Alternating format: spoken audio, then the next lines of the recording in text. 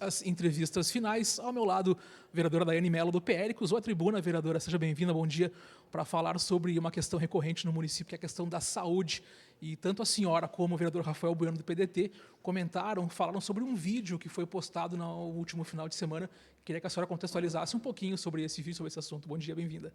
Bom dia a todos que nos assistem. Sim, um vídeo feito pela Prefeitura através da secretária adjunta da Saúde, onde foi orquestrada uma questão dizendo que a saúde está na situação que está pela exoneração de alguns médicos após as fiscalizações, minha, do vereador Iago, enfim, de fiscalizações dos vereadores, eles falam, né? E a verdade não é essa, né? Eu até fiz um vídeo em resposta a isso e hoje usei a tribuna para falar sobre isso.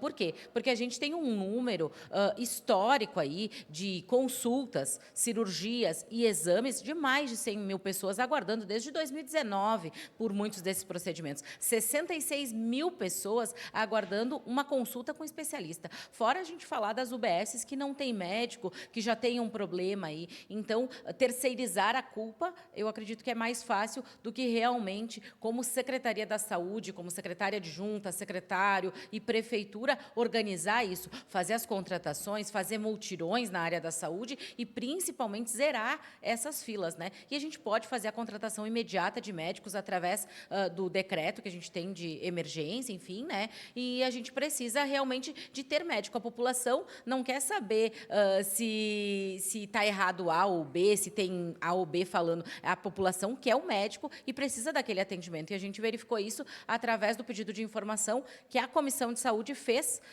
para a Prefeitura em abril de 2025, onde veio esses números assustadores, né? Então, tem pessoas aguardando há 4, 5, 6 anos aí por um atendimento e a culpa é a fiscalização, que os médicos estão indo embora. Hoje até tivemos uma entrevista aí na RBS que o próprio presidente dos médicos diz que não, né, que é a falta de infraestrutura, que é a questão salarial, enfim. E acredito que terceirizar a culpa ficou mais fácil para a Secretaria da Saúde, mas nós não deixaremos isso passar.